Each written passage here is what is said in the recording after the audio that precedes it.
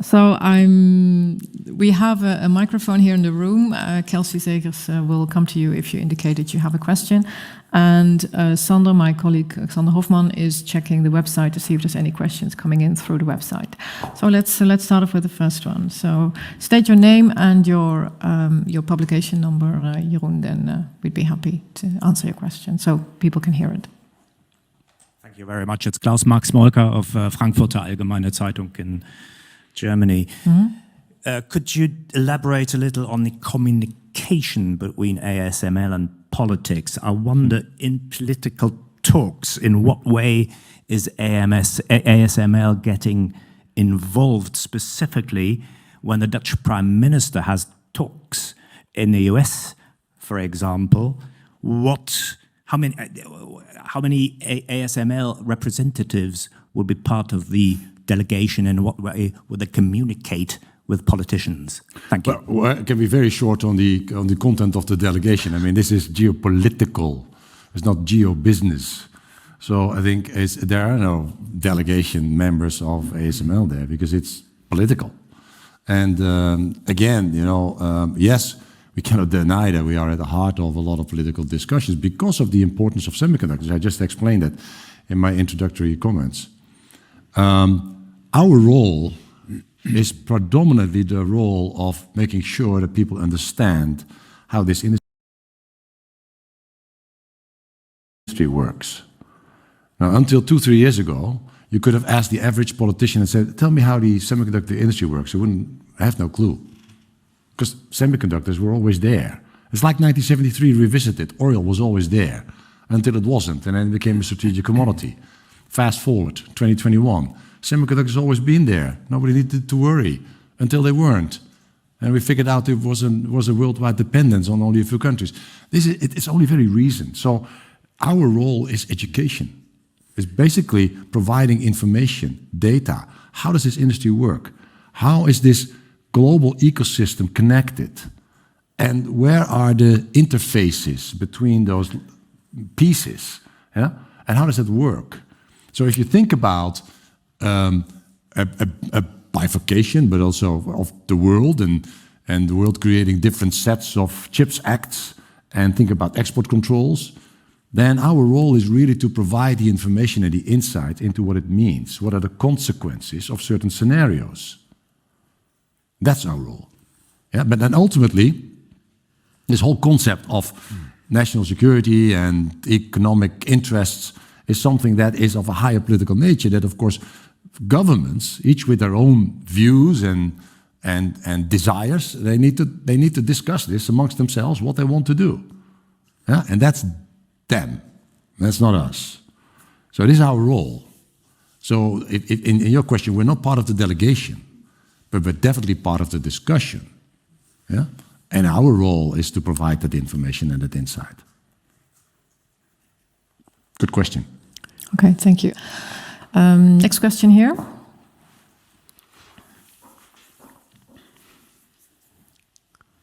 Hi, this is Peter Haak from Politico. I also had a question on export controls. We've seen last week there were discussions between Rutte and Biden, but to what extent do you think that this should be a debate more on an EU level? Because I can imagine that if there are bans in place, that this would have a ripple effect to certain of your suppliers. What are your thoughts on that? Yes, I think that's a good comment. But I think our Prime Minister was pretty clear on that. He said, listen, this is a complex situation because it involves several countries.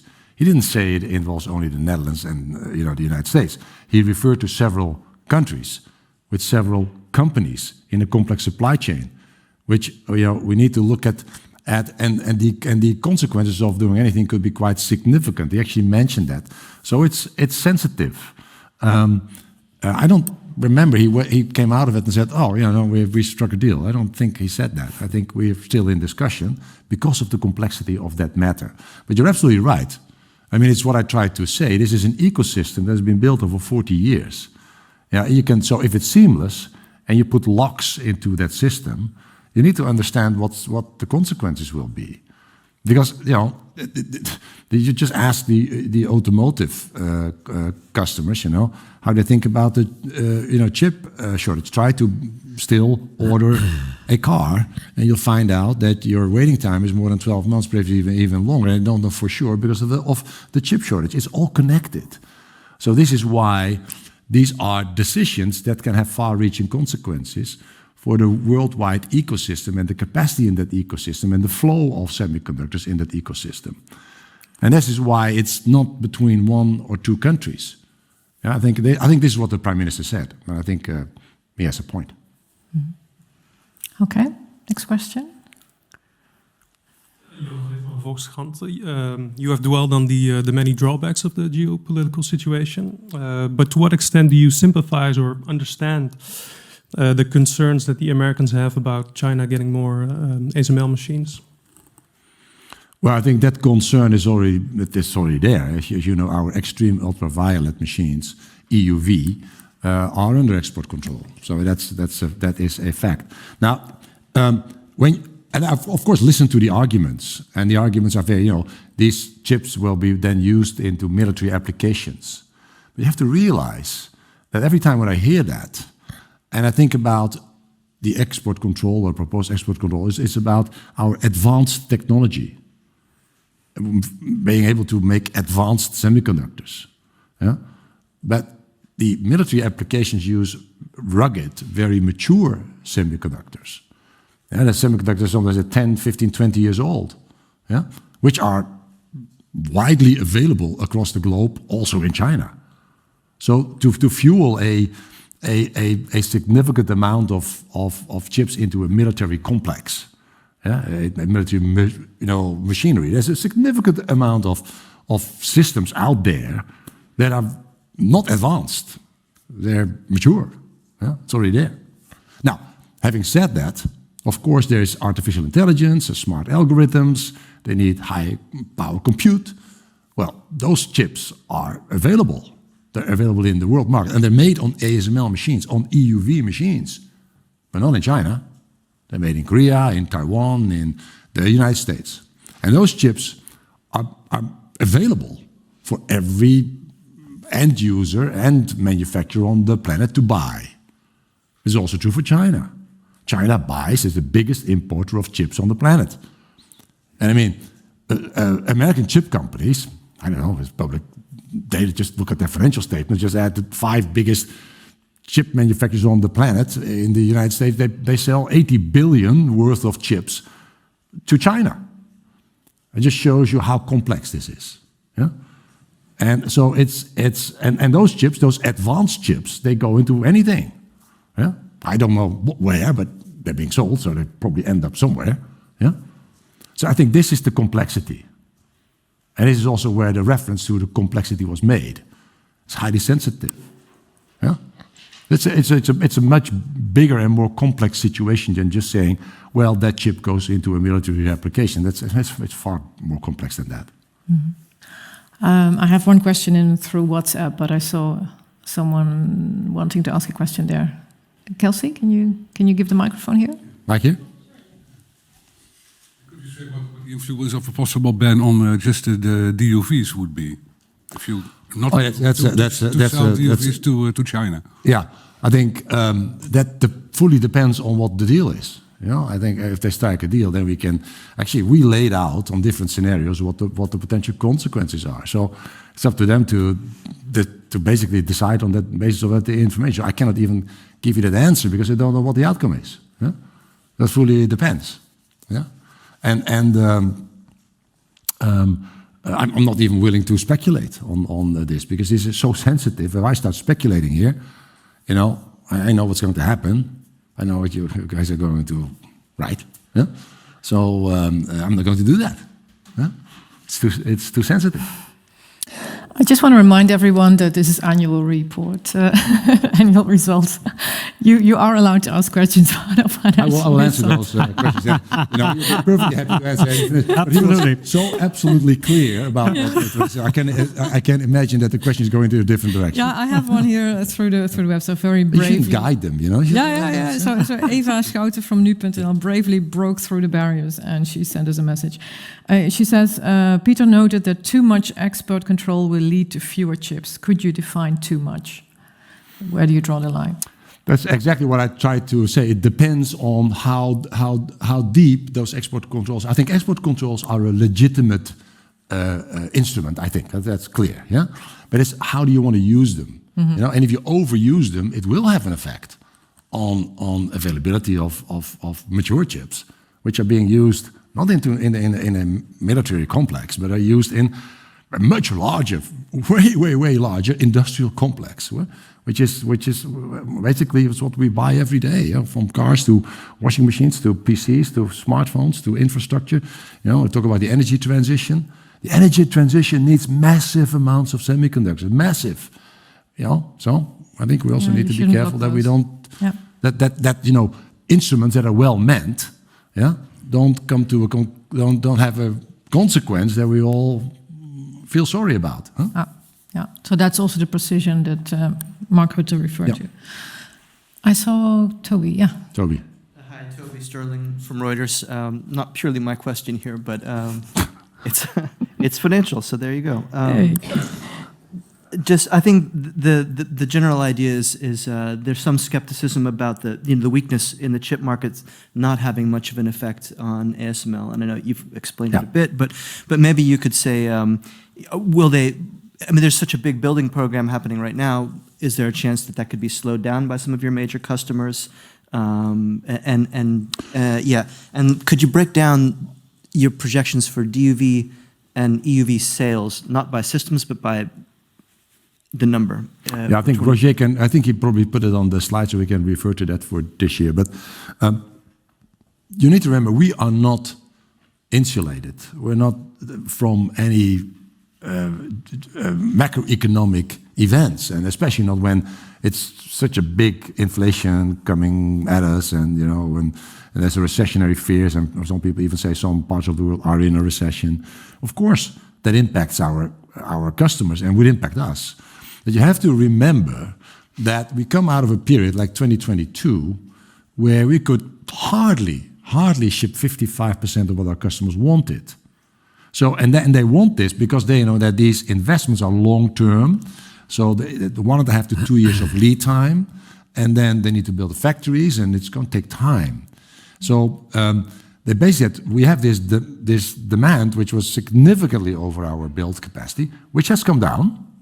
True. So this is a reflection of what we see in the market, but it's still quite a lot above our build capacity.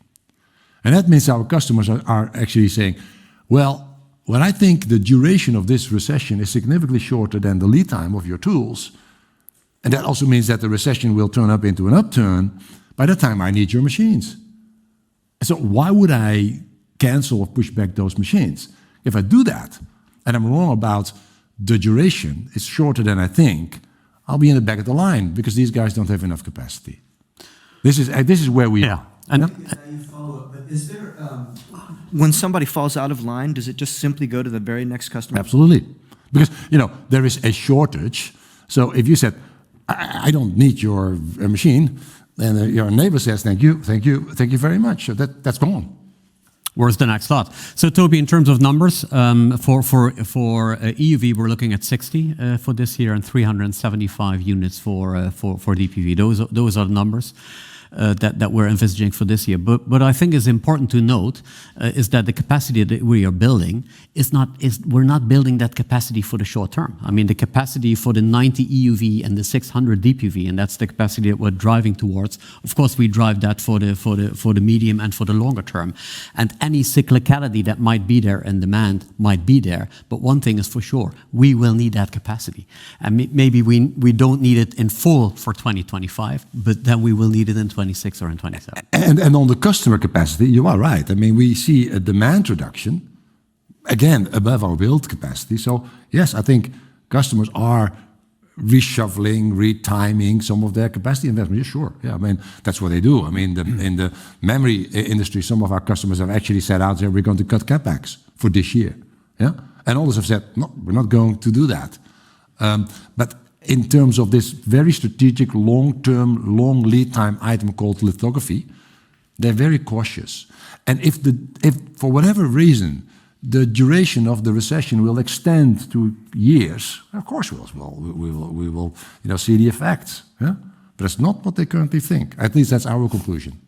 And this question was really simple. I mean, I could look at the average selling prices for each type of machine, but the question is, in dollar terms, is it about 50-50 the way it was in 2022 for 2023? Do you see what I'm saying? I can't multiply 375 times X. And you mean DPV versus EUV? Yeah. Yeah. I mean, we said that EUV is going to grow a bit faster than the non-EUV business. So EUV we expect to grow by 40% and the non-EUV business by 30%. Yeah. So that gives you. Yeah. So the shift will be a little bit more towards EUV, which makes sense. You know, it's most expensive, and that's where a lot of the capacity expansions that I showed you, the 326 billion, is about EUV. EUV-driven fabs. Huh? Thanks for that, Toby. I have a question in from your colleague, John. Chris Bryant from Bloomberg Opinion. Is the drive for technological sovereignty, including export controls, more positive than negative for an equipment supplier like you? Well, there are two sides to it. I think the positive side is it will create more capital inefficiency. Mm-hmm. So, capital inefficiency means high capital allocation, so it's good for equipment makers. That's good. The bad thing is that if you have more locks or hurdles into the system, you have more friction, and friction. The flip side of friction is cost. Mm-hmm. So yes, you have a higher level of business, but it's not as efficient. So that also is true for us. Yeah. So it means that you will create higher cost. I think on balance, equipment companies will sell more machines. Mm-hmm. That's it. So on balance, you could say it's positive. Mm-hmm. But it's a bit selfish. Yeah, I think so. Yeah. But hey, that was the question. Anyone here?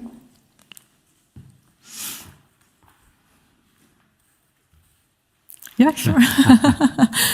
Yeah. If nobody else is, then... No, go ahead. Go ahead. On the talks in the US, when do we expect a decision which would help you assess the commercial ramifications? Yeah, I think. I think it's in the papers, and they write about that. The politicians want to do this rather sooner than later, probably also driven by the fact that there's a lot of uncertainty created. So the quicker you know where you are, the better it probably is. So it's probably under high pressure, and I mean that's also what I read. So we'll see, and then. But given the complexity of this, I mean, you have to distinguish between some kind of general agreement and the details. How do you work out the details of these regulations and these laws? There's a lot of details involved, and working out the details will probably take a significant amount of time. So you don't talk days or weeks, I think you talk months, yeah? To really talk about the details of something like that, to really understand what does it mean, what are the ramifications of something like this, yeah? Mm-hmm. And that it will always take time, but I think we can safely say that the thing is under time pressure. Yeah. Mm. And maybe as an example, the October export controls. I think everyone in the industry is still trying to figure out what the details are and how to deal with that. Yeah, and that's absolutely true. I think till the end of this month there is let's say a feedback opportunity from the industry and industry participants on what actually means. So I think the final wording is still under review. This is how these things go. Yeah? So to really say we fully understand all the ramifications and we can translate that into business plans, I think it's going to take some time.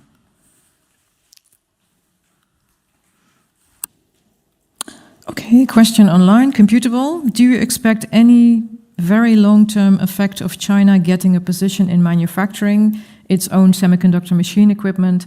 How do you assess the probabilities of Huawei developing competing chip-building machinery, or probably any other party in anywhere in the world? You cannot be naive on this. When when semiconductors are so pivotal and vital to a responsible economy and a responsible society, and you can't get hold of those semiconductors, you're going to do it yourself. And that's clear. Yeah. So I think this will happen. That's one of the consequences of not having this global, fluid, seamless ecosystem.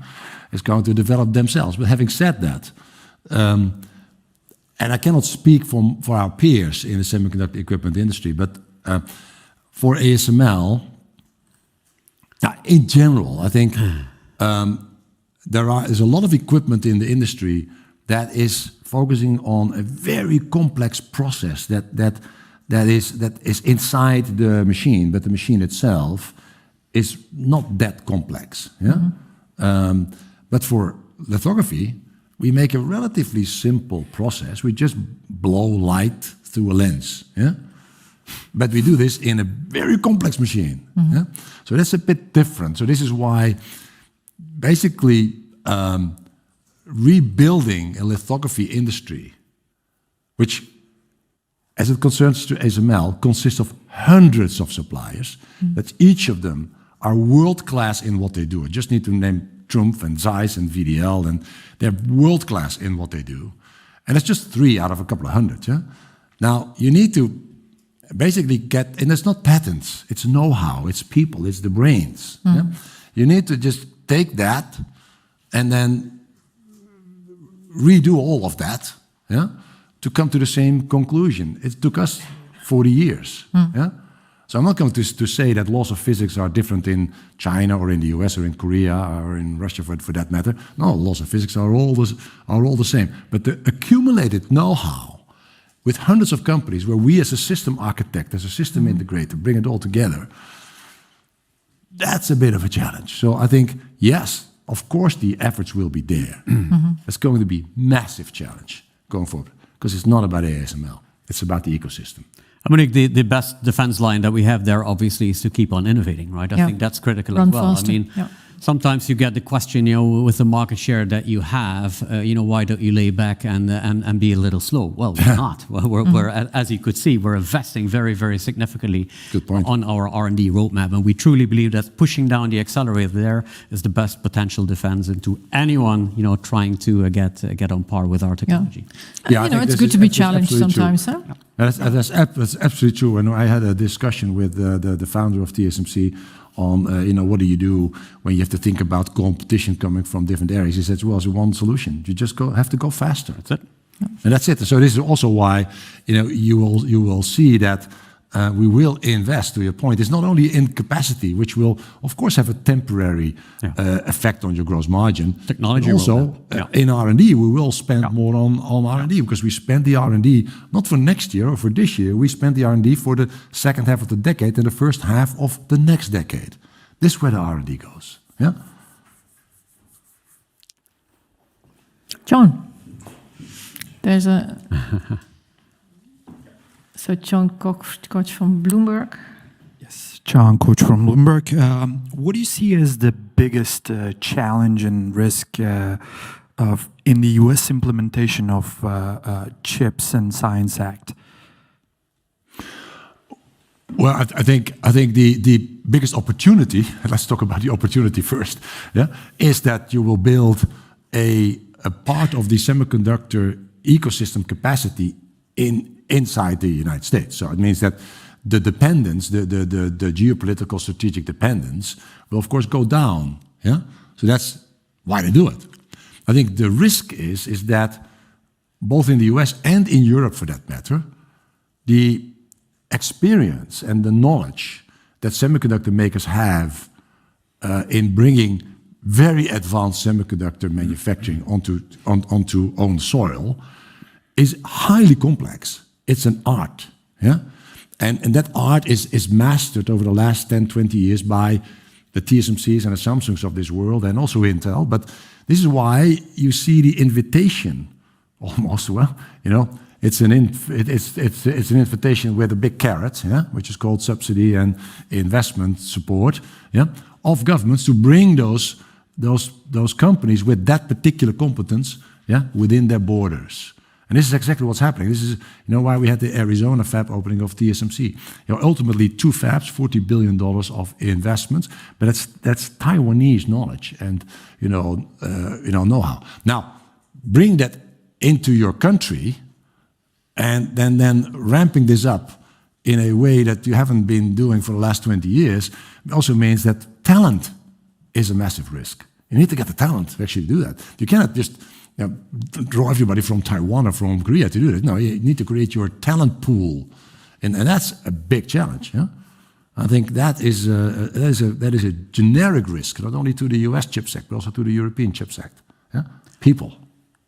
And that risk is also the single biggest opportunity, because if you're able to do it, and if you're able to build an ecosystem around that, if you're able to make that the knowledge and the expertise in that ecosystem, if you're able to really create that on soil again in Europe, in the United States, I think it's a major boost to your competitiveness. So it's the biggest risk. Are you able to attract that talent? But also by far the biggest opportunity is not just about creating capacity. It's creating that knowledge infrastructure that will help you through the next the ecosystem. That's the secret word. You need to build those ecosystems, because if you look at where the biggest centers are of chip manufacturing, it's in Taiwan, around Hsinchu and Tainan, and it's not only those factories. It's the suppliers, it's the universities, the knowledge institutions, the customers, it's the partners, the technology partners, it's the peers. Yeah, that's all there. That's the ecosystem. Yeah, you find the same in Seoul and in Hwaseong.